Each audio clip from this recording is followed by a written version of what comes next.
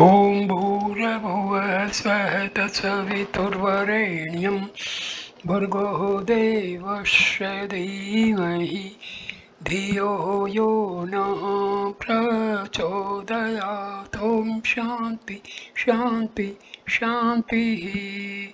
Namaskar, my dear friends. This is video number 16 on Gospel of Sri Ramakrishna Parmahamsa. This video starts with truthfulness leads to God. Master. Master means Sri Ramakrishna Paramahamsa. I feel very happy when I see Shivanath. He always seems to be absorbed in the bliss of bhakti. Further, a man who is respected by so many surely possesses some divine power. But he has one great defect. He doesn't keep his word. Once he said to me that he would come to Dakshineswar, but he neither came nor sent me word. That is not good. It is said that truthfulness alone constitutes the spiritual discipline of the Kali Yuga. If a man clings tenaciously to truth, he ultimately realizes God. Without this regard for truth, one gradually loses everything. If by chance I say that I will go to the pine grove, I must go there even if there is no further need of it, lest I lose my attachment to truth. After my vision of the Divine Mother, I prayed to her, taking a flower in my hands. Mother, here is thy knowledge, and here is thy ignorance. Take them both, and give me only pure love. Here is thy holiness, and here is thy unholiness. Take them both, Mother, and give me pure love. Here is thy good, and here is thy evil. Take them both, Mother, and give me pure love. Here is thy righteousness, and here is thy unrighteousness. Take them both, Mother, and give me pure love. I mentioned all these, but I could not say, Mother, here is thy truth, and here is thy falsehood. Take them both. I gave up everything at her feet, but could not bring myself to give up truth.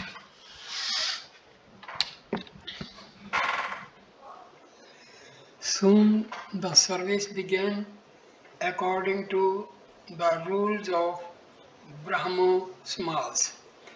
The preacher was seated on the dais.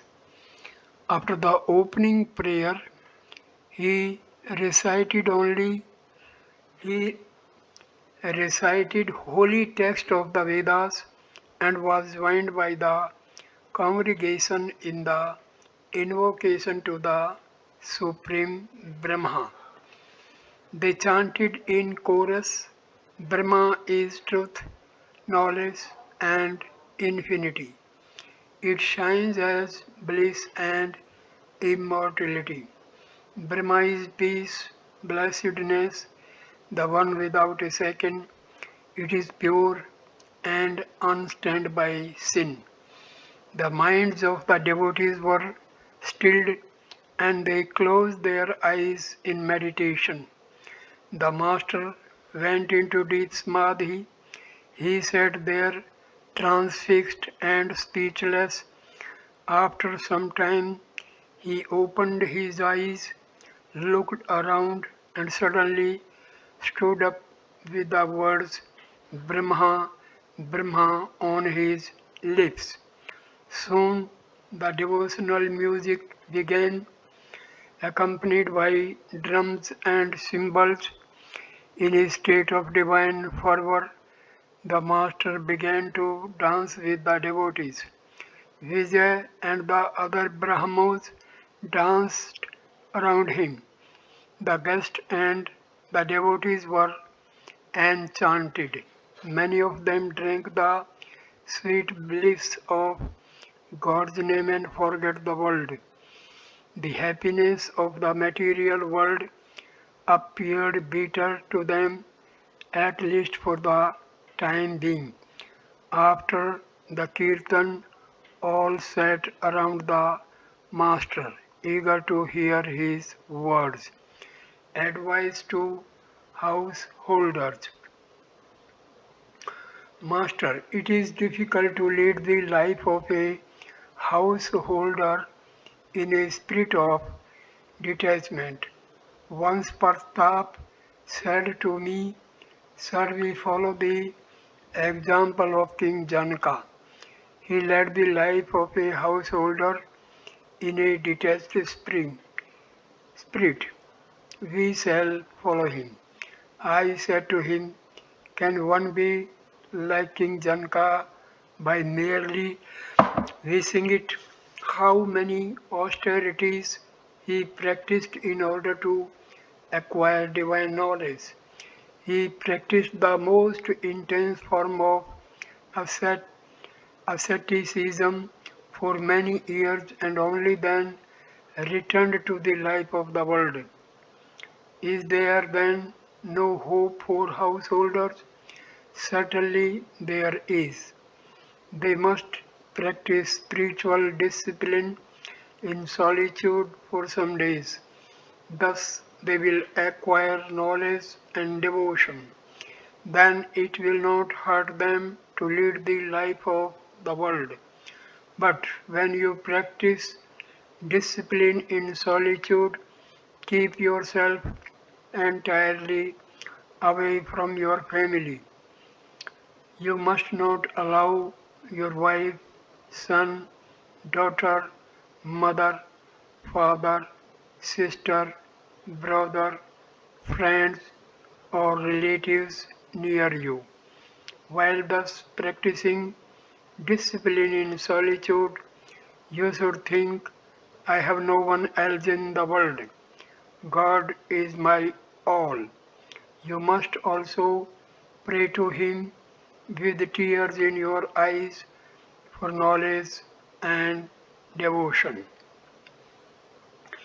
If you ask me how long you should live in solitude away from your family, I should say that it would be good for you if you could spend even one day in such a manner.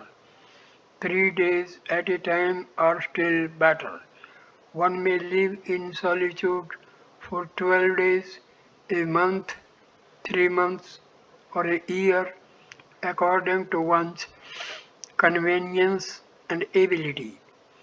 One has not much to fear if one leads the life of a householder after attaining knowledge and devotion.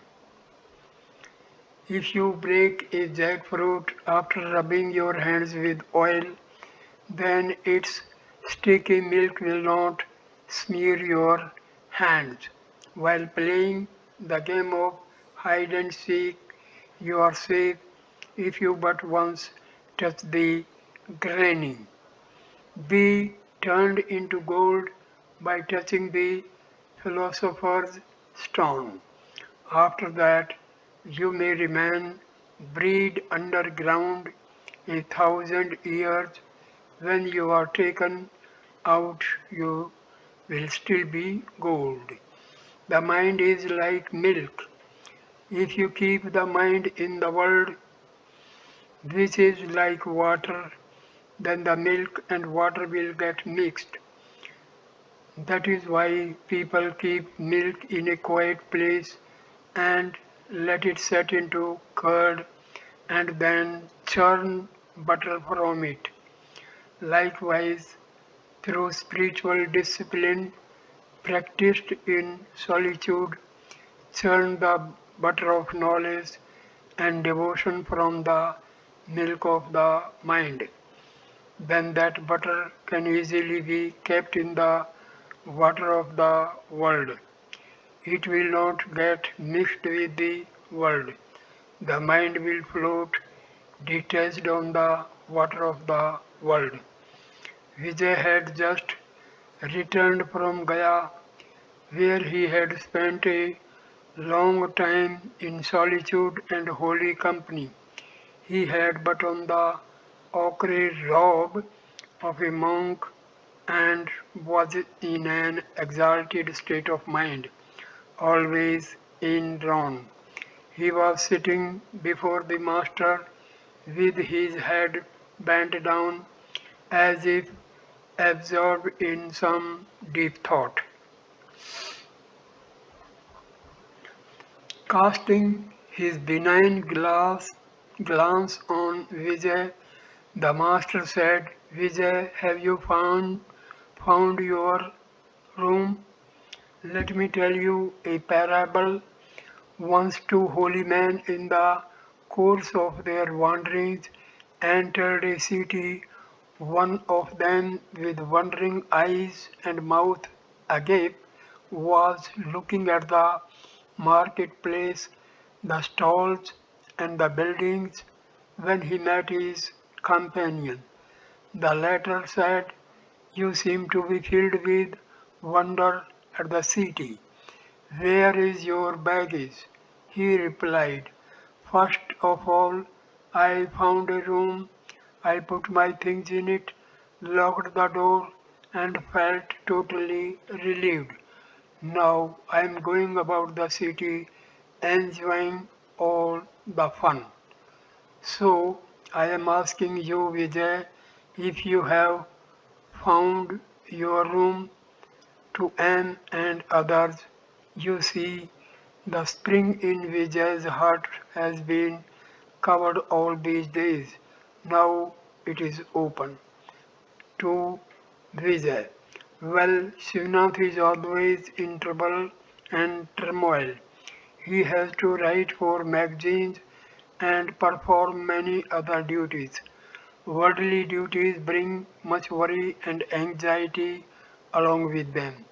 It is narrated in the Bhagavata that the Avadhuta had 24 gurus, one of whom was a kite.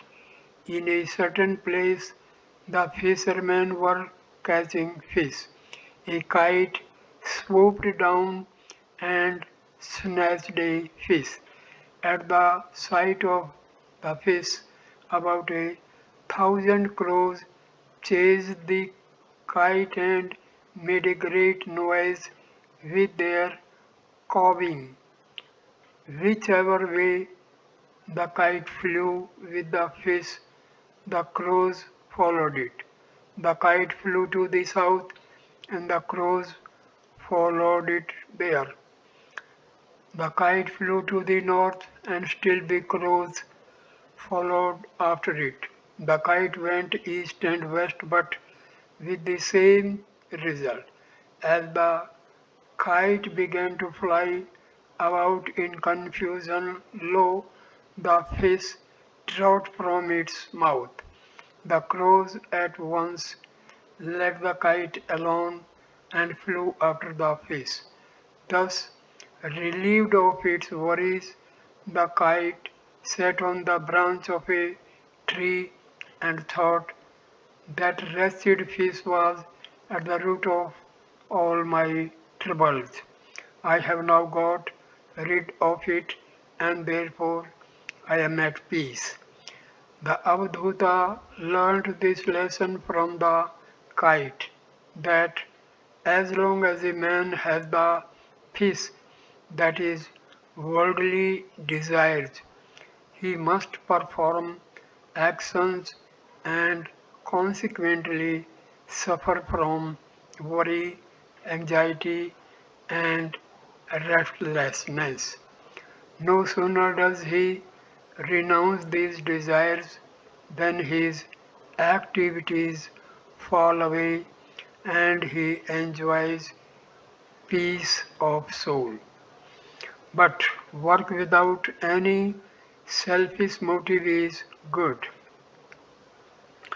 It does not create any worry, but it is very difficult to be totally unselfish. We may think that our work is selfless, but selfishness comes unknown to us from no one knows where. But if a man has already undergone great spiritual discipline, then as a result of it, he may be able to do work without any selfish motive. After the vision of God, a man can easily do unselfish work. In most cases, action drops away after the attainment of God. Only a few, like Narada, work to bring light to mankind. The Avadhuta accepted a bee as another teacher. Bees accumulate their honey by days of hard labor, but they cannot enjoy their honey, for a man soon breaks the comb and takes it away. The Avadhuta learnt this lesson from the bees that one should not lay things up. Sadhus should depend 100% on God. They must not gather for the morrow. But this does not apply to the householder. He must bring up his family, therefore it is necessary for him to provide. Birds and monks do not hoard. Birds and monks do not hold. Yet birds also hold after their chicks are hatched. They collect food in their beaks for their young ones. Let me tell you one thing, Vijay. Don't trust a sadhu if he keeps bag and baggage with him and a bundle of clothes with many knots. I have seen such sadhus under the banyan tree in the Panchavati. Two or three of them were seated there. One was picking over lentils, some were sieving their clothes, and all were gossiping about a feast they had enjoyed in a rich man's house. They said among themselves, that rich man spent 100,000 rupees on the feast and fed the sadhus sumptuously with cake, sweets, and many such delicious things. All laugh. Vijay, it is true, sir. I have seen such sadhus at Gaya. They are called the Lotawala sadhus of Gaya. Master to Vijay. When love of God is awakened, work drops away of itself. If God makes some men work, let them work. It is now time for you to give up everything. Renounce all and say, O mind, may you and I alone behold the Mother, letting no one else intrude. Saying this, Sri Ramakrishna began to sing in his soul enthralling voice. Cherish my precious Mother Shama tenderly within, O mind. May you and I alone behold her, letting no one else intrude. O mind, in solitude enjoy her, keeping the passions all outside. Take out the tongue that now and again it may cry out, O Mother, Mother. Suffer no breath of base desire to enter and approach us there, but with true knowledge stand on guard, alert and watchful evermore. The Master said to Vijay, surrender yourself completely to God and set aside all such things as fear and shame. Give up such feelings as what will people think of me if I dance in the ecstasy of God's holy name.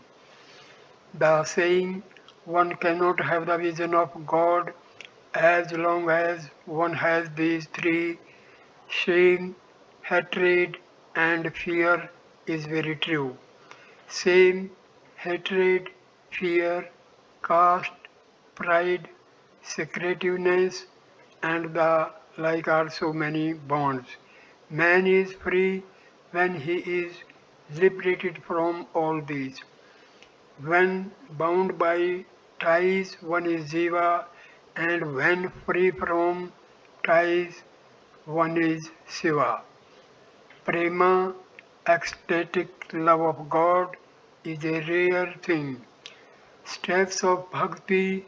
First of all, one acquires bhakti. Bhakti is single-minded devotion to God, like the devotion a wife feels for her husband. It is very difficult to have unalloyed devotion to God. Through such devotion, one's mind and soul merge in Him. Then comes bhava, intense love. Through bhava, a man becomes speechless, his nerve currents are stilled, kumbhaka comes by itself. It is like the case of a man whose breath and speech stop when he fires a gun. But prema, ecstatic love, is an extremely rare thing. Chaitanya had that love. When one has prema, one forgets all outer things. One forgets the world, one even forgets one's own body, which is so dear to a man. The Master began to sing, oh, when all dawn, the blessed day, when tears of joy will flow from my eyes, as I repeat Lord Hari's name, oh, when all dawn, the blessed day, when all my craving for the world will vanish straightway from my heart, and with the thrill of His holy name, all my hair will stand on end. Oh, when will dawn that blessed day? So, the talk of divine things was proceeding when some invited Brahmo devotees entered the room. There were among them a few pandits and high government officials. Sri Ramakrishna had said that bhava stills the nerve currents of the devotees. He continued, when Arjuna was about to shoot at the target, the eyes of a fish, his eyes were fixed on the eyes of the fish and on nothing else. He did not even notice any part of the fish except the eye. In such a state, the breathing stops and one experiences kumbhaka. Another characteristic of God vision is that a great spiritual current rushes up along the spine and goes towards the brain. If then the devotee goes into samadhi, he sees God. Looking at the Brahmo devotees who had just arrived, the Master said, mere Pandits devoid of divine love talk incoherently. Pandit Samdhaji once said, In the course of his sermon, God is dry, make him sweet by your love and devotion. Imagine to describe him as dry, whom the Vedas declare as the essence of bliss. It makes one feel that the Pandit did not know what God really is. That was why his words were so incoherent. A man once said, "There are many horses in my uncle's cow shed." From that one could know that the man had no horses at all. No one keeps a horse in a cow shed. Transitoriness of earthly things. Some people pride themselves on their riches and power, their wealth, honor, and social position. But these are only transitory. Nothing will remain with you in death. There is a song that runs, "Remember this, O mind, nobody is your own. Then is your wandering in this world, trapped in the subtle snare of Maya as you are. Do not forget the mother's name. Only a day or two men honor you on earth as Lord and Master. All too soon that form so honored now must needs be cast away. When death, the Master, seizes you, even your beloved wife, for whom, while yet you love, you fret yourself almost to death, will not go with you then.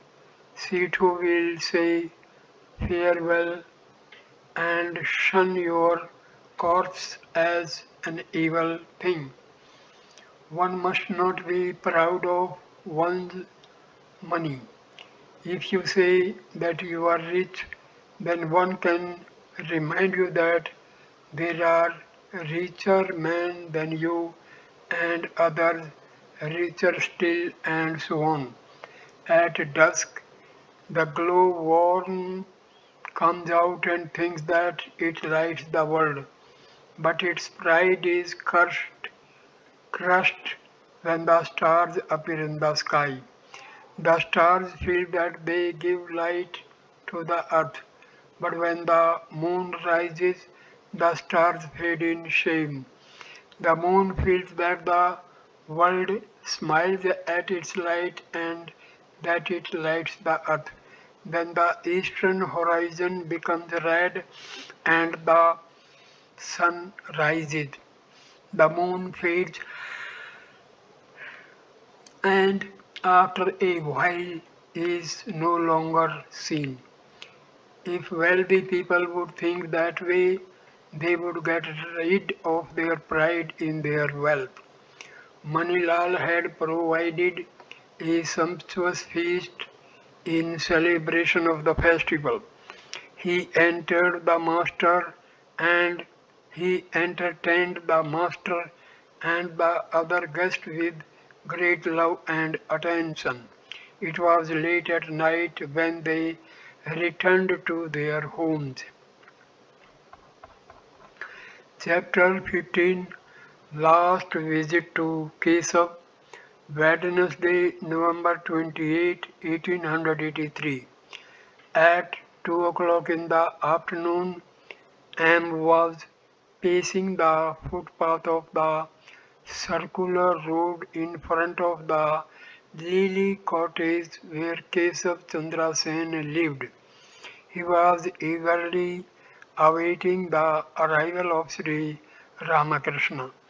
Kesav's illness had taken a serious turn and there was very little chance of his recovery.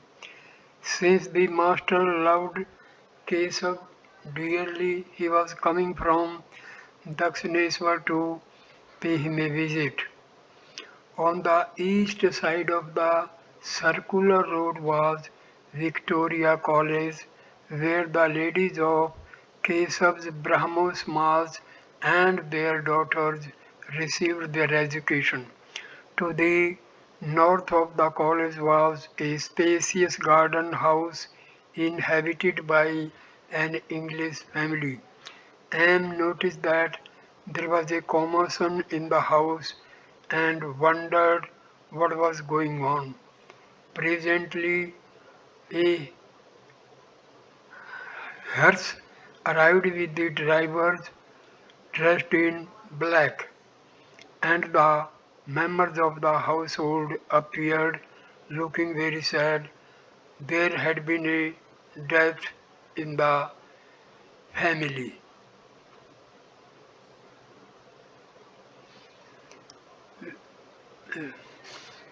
Whither does the soul go, leaving behind this mortal body? Pondering the age-old question, Anne waited, watching the carriages that came from the north. Master's visit to Kesab. About 5 o'clock, a carriage stopped in front of the Lily cottage and Sri Ramakrishna got out with Latu and several other devotees, including Rakhal. He was received by Kesav's relatives who led him and the devotees upstairs to the veranda south of the drawing room. The master seated himself on a couch. After a long wait, he became impatient to see Kesav. Kesav's disciples said that he was resting and would be there presently. Sri Ramakrishna became more and more impatient and said to Kesav's disciples, "Look here, what need is there of his coming to me?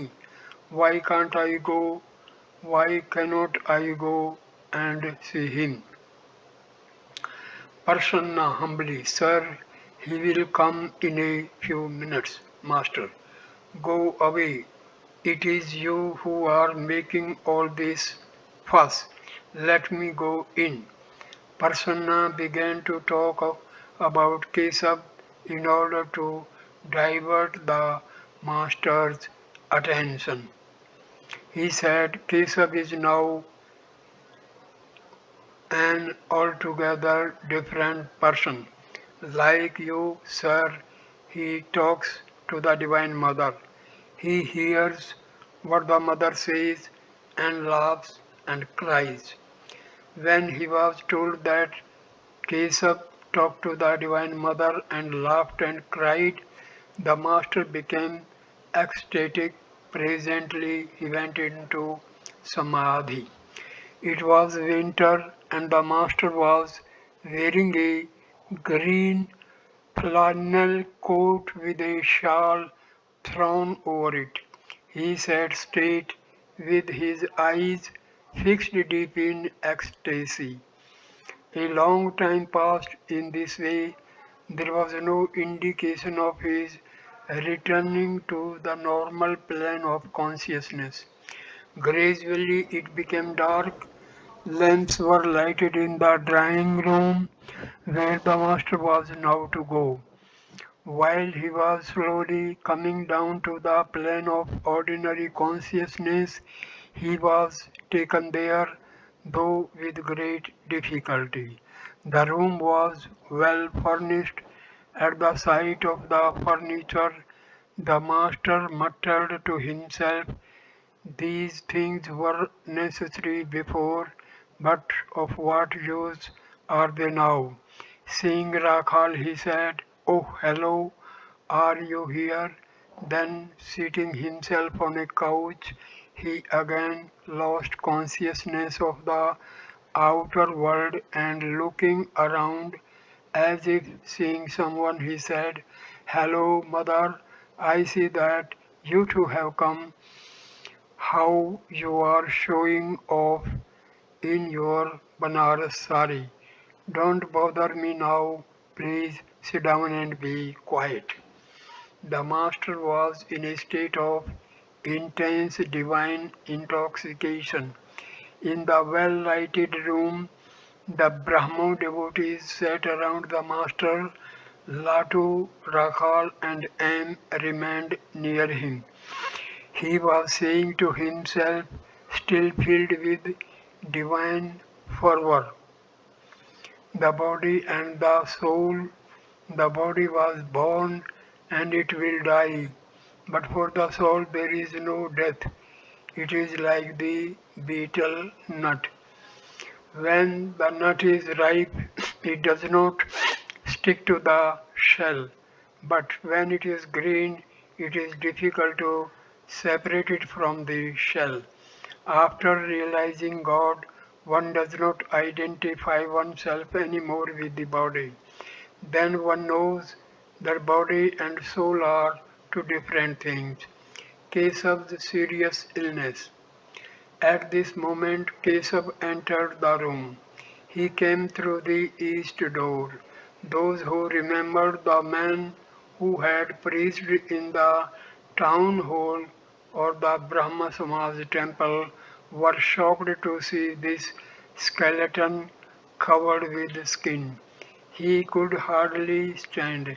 He walked holding to the wall for support. With great difficulty he sat down in front of the couch. In the meantime, Sri Ramakrishna had got down from the couch and was sitting on the floor. Keshav bowed low before the master and remained in the position a long time, touching the master's feet with his forehead. Then he sat up. Sri Ramakrishna was still in a state of ecstasy. He muttered to himself. He talked to the Divine Mother. Raising his voice, Keshav said, I am here, sir. I am here. He looked Sri Ramakrishna's left hand and stroked it gently. But the master was in deep samadhi, completely intoxicated with the divine love. A stream of words came from his lips as he talked to himself, and the devotees listened to him spellbound. Brahma manifesting itself as the universe. Master, as long as a man associates himself with upadhis, so long he sees the manifold, such as Keshav, Prasanna, Amrita, and so on. But on attaining perfect knowledge, he says only one consciousness everywhere. The same perfect knowledge again makes him realize that the one consciousness has become the universe and its living beings and the 24 cosmic principles. But the manifestations of divine power are different in different beings. It is He undoubtedly who has become everything. But in some cases there is a greater manifestation than in others.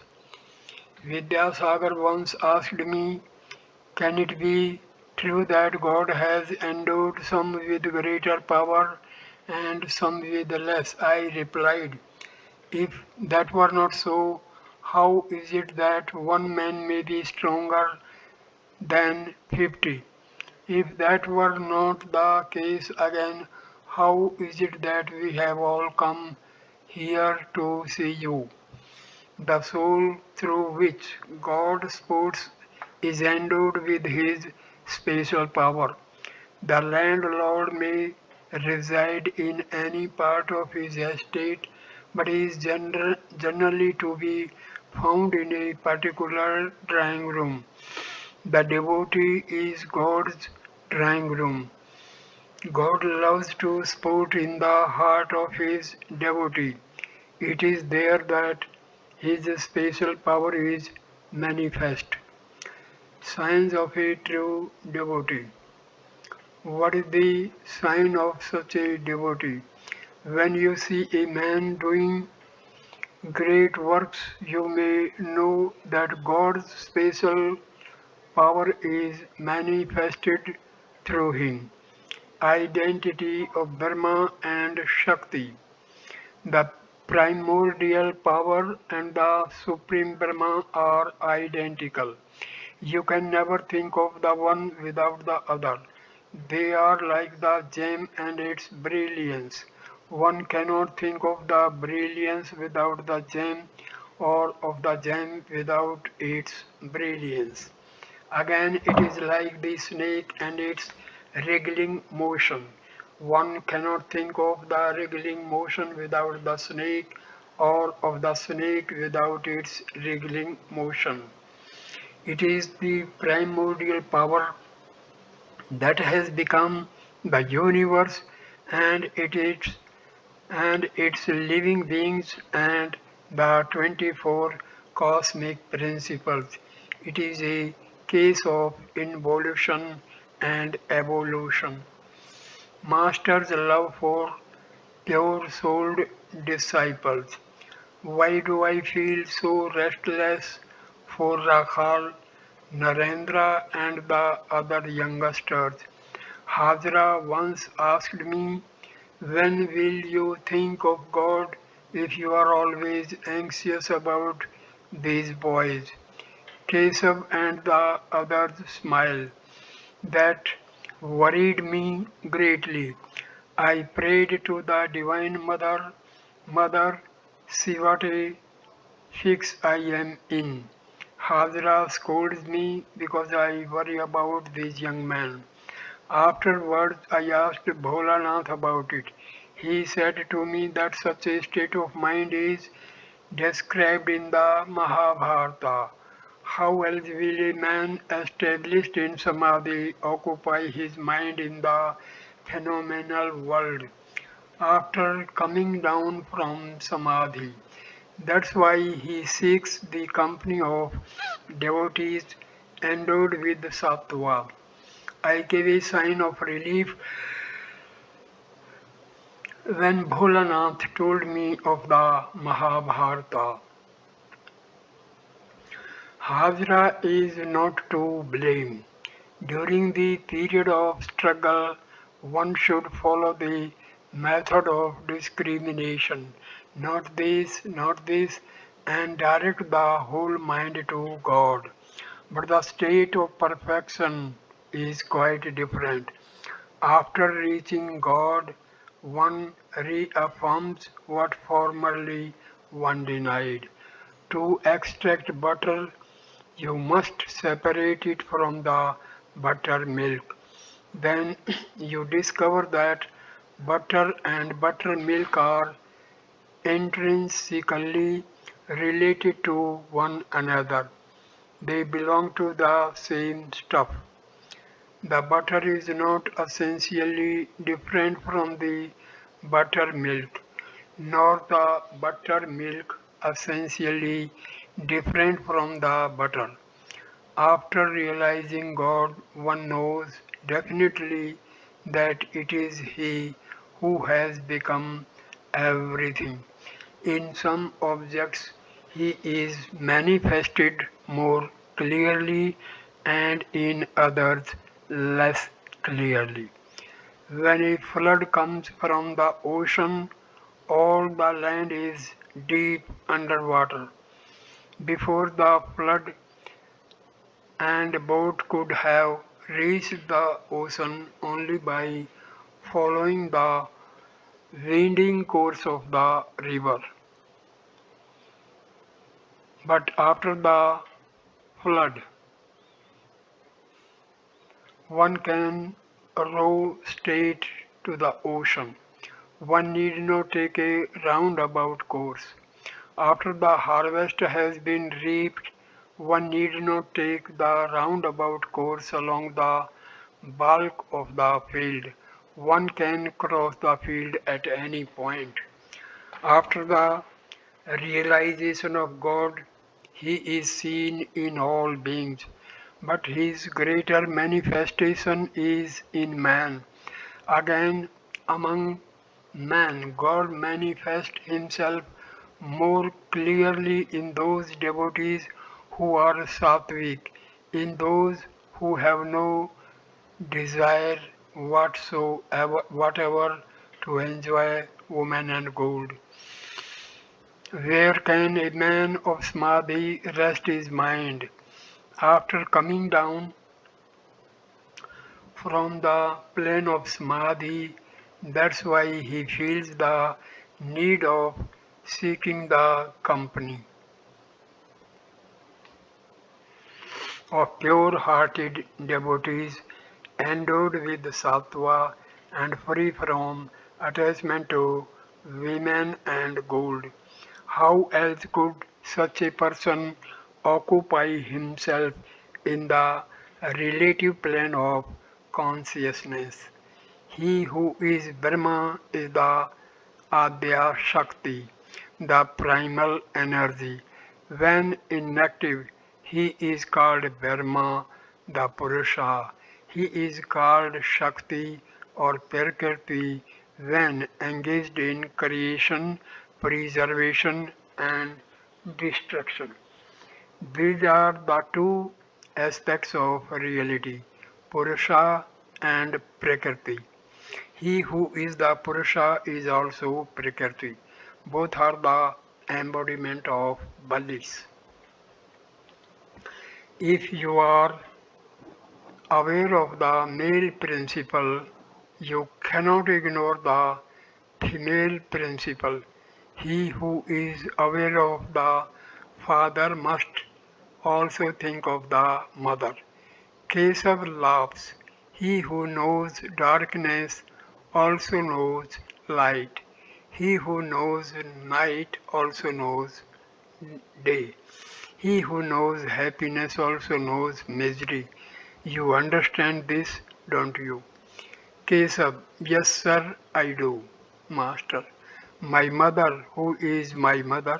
Ah, she is the mother of the universe. It is she who creates and preserves the world, who always protects her children, and who grants whatever they desire. Dharma, Artha, Kama, Moksha. A true son cannot live away from his mother. The mother knows everything. The child only eats, drinks, and makes merry. He doesn't worry himself about the things of the world. Kesav. Yes, sir, it is quite true. While talking, Sri Ramakrishna regained the normal consciousness of the world. With a smile on his face, he conversed with Kesav. The room full of men watched them eagerly and listened to their words. Everybody was amazed to find that neither Kesav nor the master inquired about each other's health. They talked only of God, meditation on God and not on his glories. Master to Kesav, why do the members of the Brahmos dwell so much on God's glories?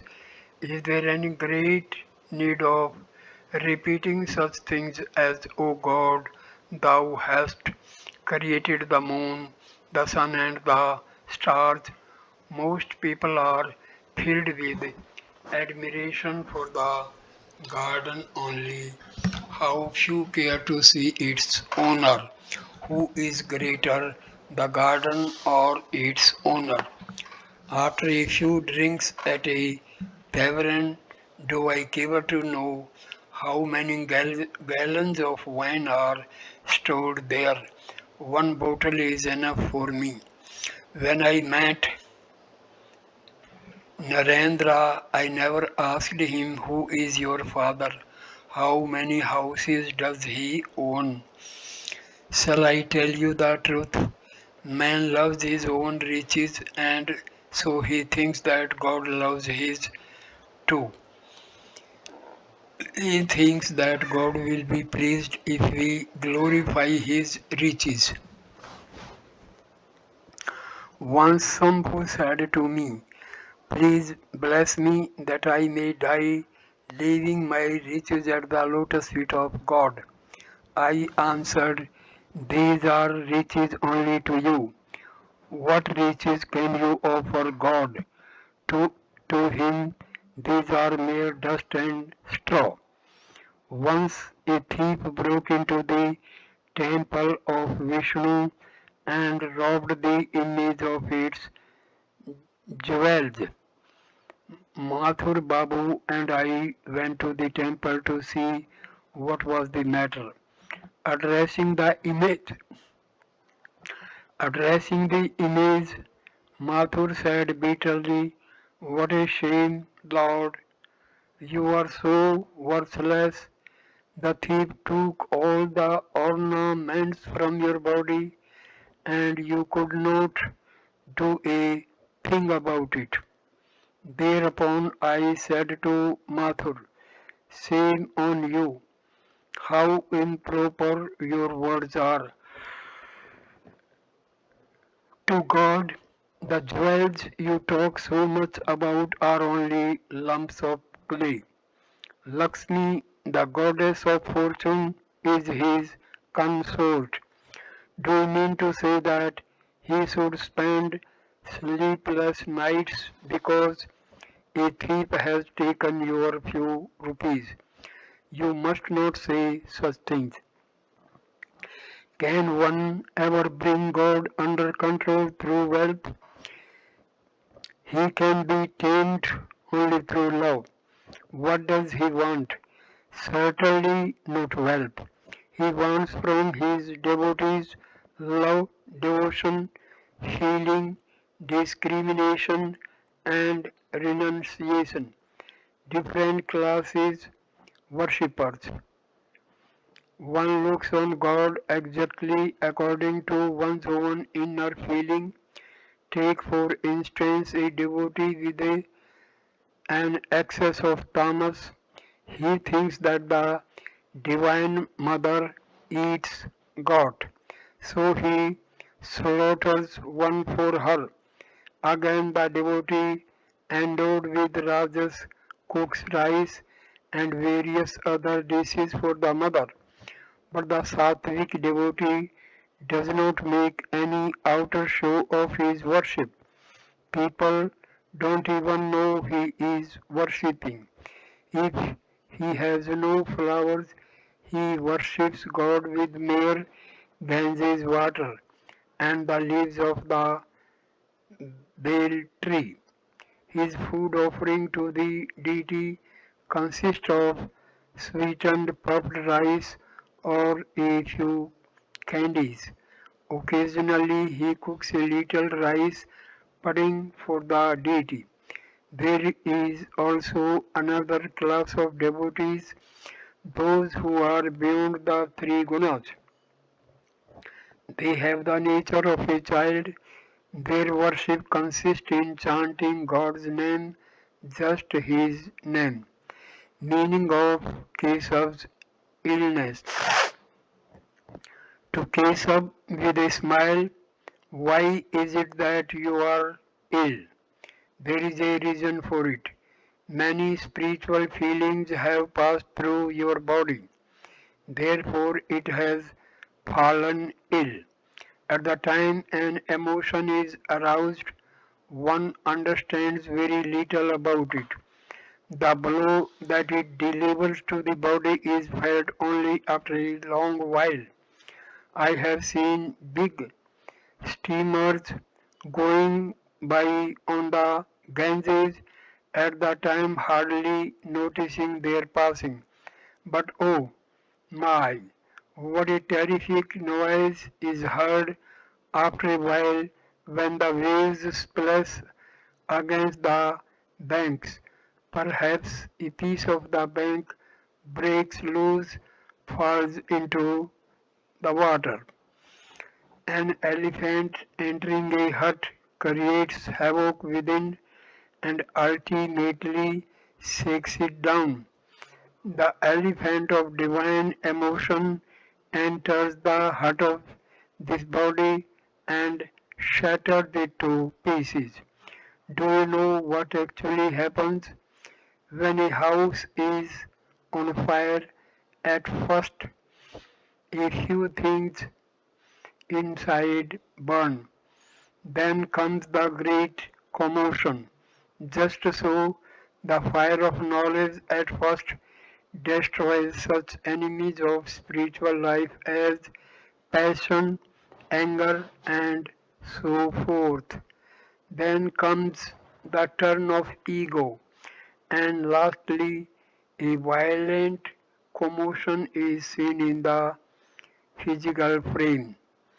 You may think that everything is going to be over, but God will not release you as long as the slightest trace of your illness is left. You simply cannot leave the hospital if your name is registered there. As long as the illness is not perfectly cured, the doctor won't give you a permit to go. Why did you register your name in the hospital at all? Laugh. Master's own illness. Keshav laughed again and again at the master's allusion to the hospital. Then Sri Ramakrishna spoke of his own illness to Keshav. Hriday used to say, "Never before have I seen such ecstasy for God, and never before have I seen such illness. I was then seriously ill with stubborn diarrhea. It was as if millions of ants were gnawing at my brain. But all the same, spiritual talk went on day and night.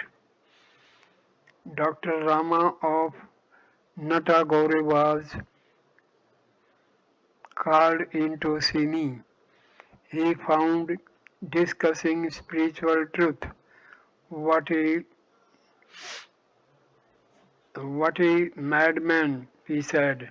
Nothing is left of him but a few bones, and still he is reasoning like that. Master to Kesab, all depends on God's will. O Mother, all is done after thine own sweet will. Thou art in truth self-willed, Redeemer of mankind. Thou workest thine own work, men only call it theirs. In order to take full advantage of the dew, the gardener removes the soil from the basra rose down to the very root. The plant thrives better on account of the moisture. Perhaps that's why you two are being shaken to the very root. Kesav and Master laugh. It may be that you will do tremendous things when you come back. Whenever I hear that that you are ill, I become extremely restless. After hearing of your last illness, I used to weep to the Divine Mother in the small hours of the morning. I prayed to her, O Mother, if anything happens to Keshav, with whom then I shall talk in Calcutta. Coming to Calcutta, I offered fruits and sweets to the Divine Mother with a prayer for your well-being. The devotees were deeply touched to hear of Sri Ramakrishna's love for Keshav and his longing for the Brahma leader, Master. But this time, to tell the truth, I did not feel anxious to that extent. Only for 2 or 3 days did I feel a little worried. Keshav's venerable mother came to the east door of the room, the same door through which Keshav had entered. Umanath said aloud to the master, Sir, here is mother saluting you. Sri Ramakrishna smiled. Umanath said again, Mother asks you to bless Keshav that he may be cured of his illness. Master, to Keshav's mother, please pray to the Divine Mother, who is the bestower of all bliss.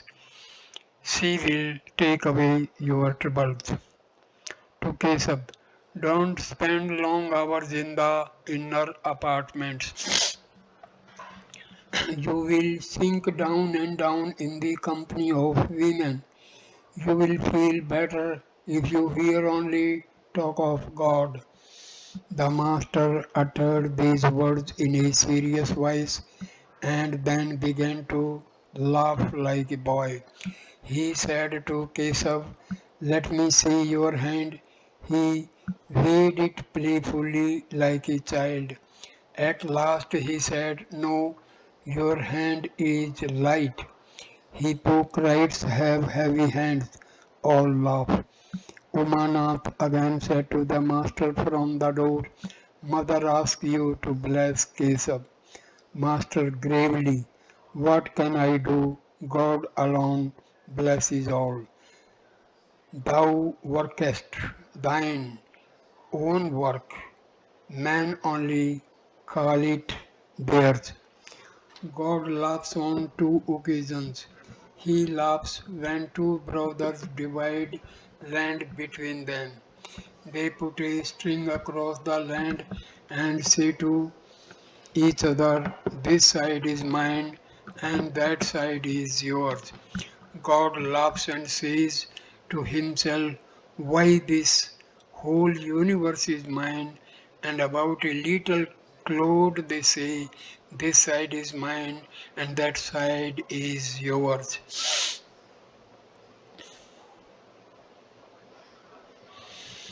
God laughs again when the physician says to the mother, weeping bitterly because of her child's desperate illness, Don't be afraid, mother, I shall cure your child. The physician does not know that no one can save the child if God wills that he should die. All are silent. Just then Keshav was seized with a fit of coughing which lasted for a long time. The sight of his suffering made everyone sad. He became exhausted and could stay no longer. He bowed low before the master and left the room, holding to the wall as before. Some refreshments had been arranged for the master. Keshav's eldest son was seated near him. Amrita introduced the boy and requested Sri Ramakrishna to bless him. The master said, It is not given to me to bless anyone. With a sweet smile, he stroked the boy's body gently. Amrita, with a smile, All right then, do as you please. Master, to the devotees, I cannot say such a thing as may you be healed. I never asked the Divine Mother to give me the power of healing. I pray to her only for pure love. Master praises Keshav. Is Keshav a small person? He is respected by all seekers after wealth as well as holy men. Once I visited Dayananda, who was then staying at a garden house. I saw he was extremely anxious about Keshav's coming. He went out every few minutes to see whether he had arrived. I learned later on that Keshav had made an appointment with him that day. Keshav, I understood, had no faith in the sacrifices and the deities mentioned in the Vedas. Referring to this, Dayananda said, Why, the Lord has created so many things, could he not make deities as well? Continuing, the master said, Kesab is free from the pride of a small-minded religious teacher. To many people he has said, if you have any doubts, go there to have them solved. It is my way to say, what shall I do with people's respect? Let Kesav's virtues increase a millionfold. Kesav is certainly a great man. Everyone respects him. Seekers after wealth as well as holy men. Thus did Sri Ramakrishna praise Kesav before the latter's disciples. After partaking of the refreshments, the master was ready to leave. The Brahmo devotees accompanied him to the cab which was standing in the street. While coming down the stairs, the master noticed that there was no light in the ground floor. He said to Amrita and Kesav's other disciples, these places should be well lighted. A house without light becomes stricken with poverty. Please see that it does not happen again. Then Sri Ramakrishna left for Dakshineswar with one or two devotees. On his way to Dakshineswar from Kesav's cottage, Sri Ramakrishna stopped at Jayagopal Sen's house. It was about 7 o'clock in the evening. In the drawing room, Jayagopal's relatives and neighbors had gathered. Vaikuntha, Jayagopal's brother, said to the master, Sir, we are worldly people. Please give us some advice. Advice to the worldly minded. Master, do your duty to the world after knowing God. With one hand, hold to the lotus feet of the Lord, and with the other, do your work. Vaikuntha, is the world unreal? Master, yes, it is unreal as long as one has not realized God. Through ignorance, man forgets God and speaks always of I and mine. He sinks down and down, entangled in Maya, deluded by woman and gold. Maya robs him of his knowledge to such an extent that he cannot find the way of escape, though such a way exists. Listen to a song. When such delusion veils the world through Mahamaya's spell, that Brahma is bereft of sense and Vishnu loses consciousness, what hope is left for man? You all know from your experience how impermanent the world is. Look at it this way. How many people have come into the world and again passed away. People are born and they die. This moment the world is and the next it is not. It is impermanent. Those you think to be your very own will not exist for you when you close your eyes in death. Again you see people who have no immediate relatives and yet for the sake of a grandson they will not go to Banaras to lead a holy life. Oh, what will become of my Haru then? They argue. The the narrow channel first is made, and there the trap is set, but open though the passage lies, the fish once safely through the gate do not come out again. Yet, even though a way leads forth, encased within its own cocoon, the, the worm remains to die. This kind of world is illusory and impermanent. A neighbor, why, sir, should one hold to God with one hand and to the world with the other? Why should One even stretches out one hand to hold to the world if it is impermanent. Master, the world is not impermanent if one lives there after knowing God. Listen to another song. O mind, you do not know how to farm. Follow lies the field of your life. If you had only worked it well, how rich a harvest you might reap. Has it about with Kali's name, if you would keep your harvest safe. This is the stoutest hedge of all, for death himself cannot come near it. Did you listen to the song? Has it about with Kali's name? If you would keep your harvest safe, surrender yourself to God and you will achieve everything. This is the stoutest hedge of all, for death himself cannot come near it.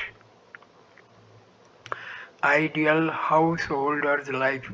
Yes, it is a strong hedge indeed. If you but realize God, you won't see the world as unsubstantial. He who has realized God knows that God Himself has become the world and all living beings. When you feed your child, you should feel that you are feeding God. You should look on your father and mother as veritable manifestations of God and the Divine Mother, and serve them as such. If a man enters the world after realizing God, he does not generally keep up physical relations with his wife. Both of them are devotees. They love to talk only of God and pass their time in spiritual conversation. They serve other devotees of God, for they know that God alone has become all living beings, and knowing this, they devote their lives to the service of others. Neighbor. But sir, such a husband and wife are not to be found anywhere. Master.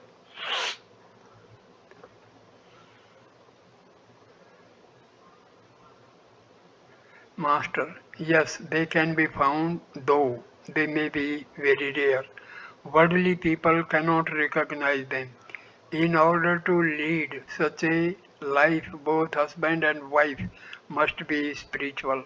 It is possible to lead such a life if both of them have tasted the bliss of God.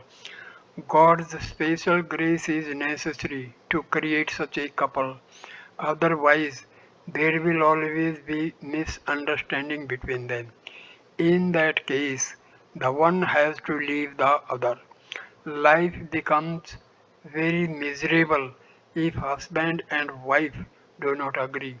The wife will say to her husband day and night, "Why did my father marry me to such a person? I cannot get enough to eat or to feed my children.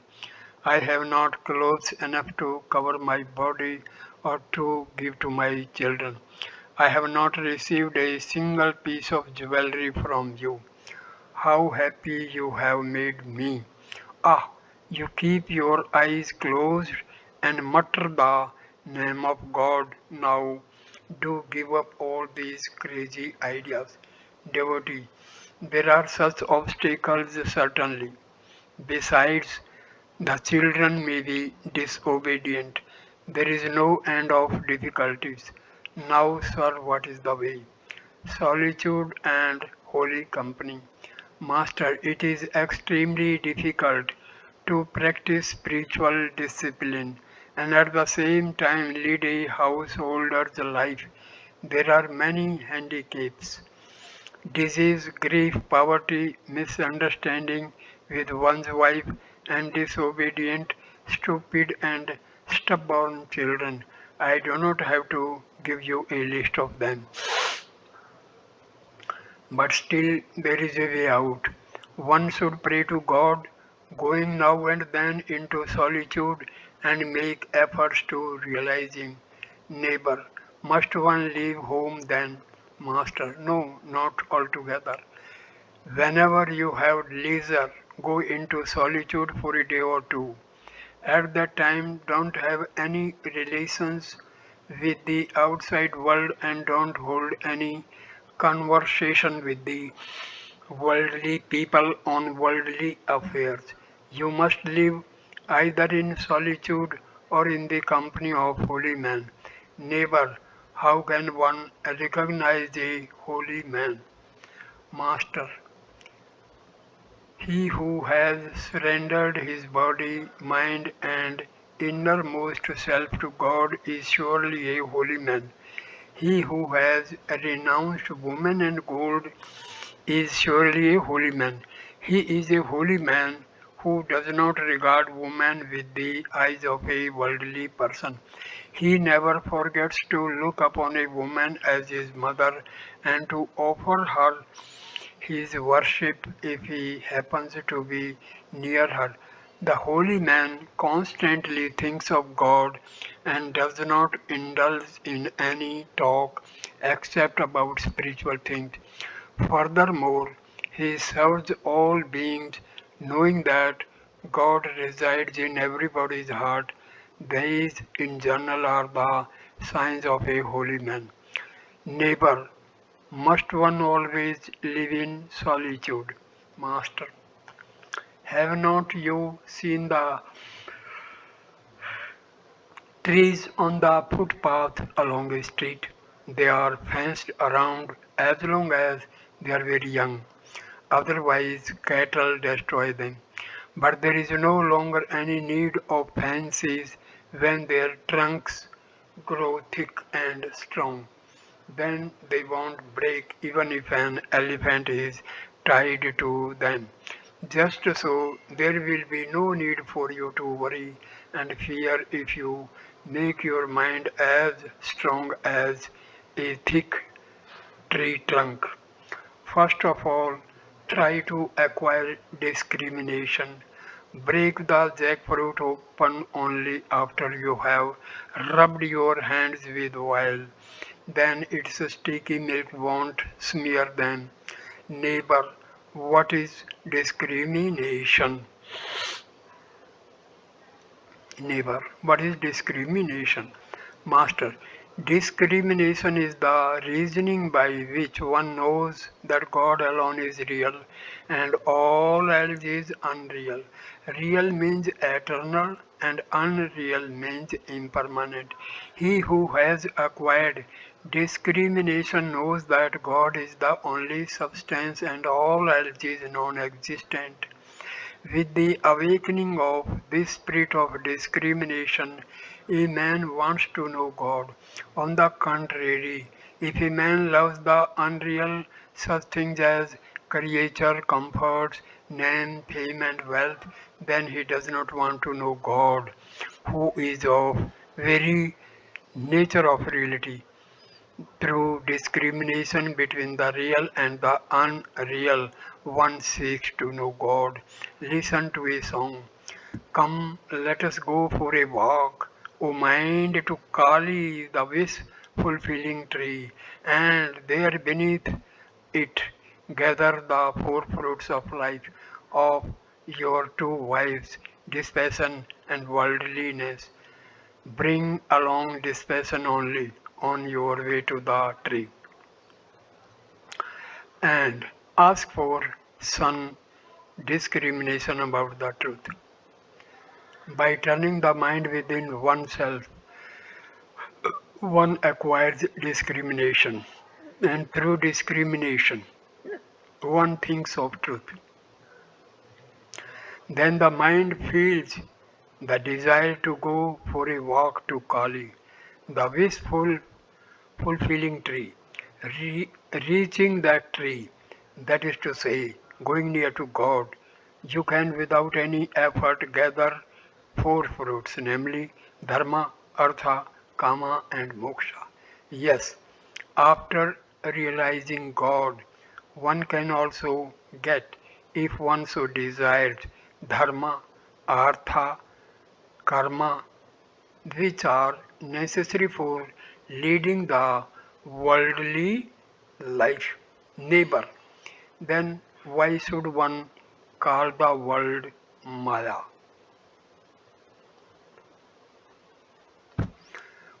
God and the world. Master, as long as one has not realized God, one should renounce the world, following the process of neti neti. But he who has attained God knows that it is God who has become all this. Then he sees that God, Maya, living beings, and the universe form one whole. God includes the universe and its living beings. Suppose you have separated the shell, flesh, and seeds of a bale fruit, and someone asks you the weight of the fruit.